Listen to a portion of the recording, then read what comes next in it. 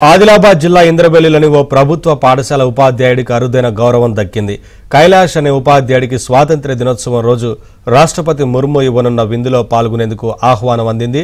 మహాభారత ఇతిహాసాన్ని పండోన్న మహాభారతం కథ పేరుతో గోండు భాషలోకి అనువదించినందుకు ప్రధాని మోదీ మన్ కీ బాత్ కార్యక్రమంలో కైలాష్ను అభినందించారు. అంతేకాకుండా గిరిజన ప్రజలకు ఏఐపై అవగాహన కల్పిస్తున్నందుకు కైలాష్ను ప్రధాని ప్రశంసించారు.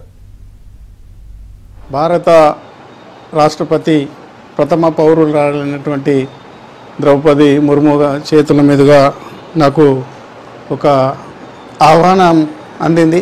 పోస్టల్ డిపార్ట్మెంట్ వారు మా ఊరికి మా వాగాపూర్ గ్రామానికి వచ్చి ఈ యొక్క ఉత్తరాన్ని ఈ ఆహ్వాన పత్రాన్ని నాకు అందించారు.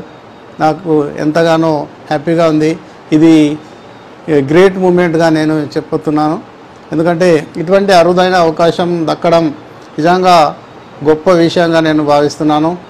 ప్రధానమంత్రి మన్ కీ బాత్ కార్యక్రమంలో మరి నా పేరును ప్రస్తావించి ఏఐ టెక్నాలజీ వాడి మరియు 330కి పైగా పాటలు కంపోజ్ చేసి రికార్డు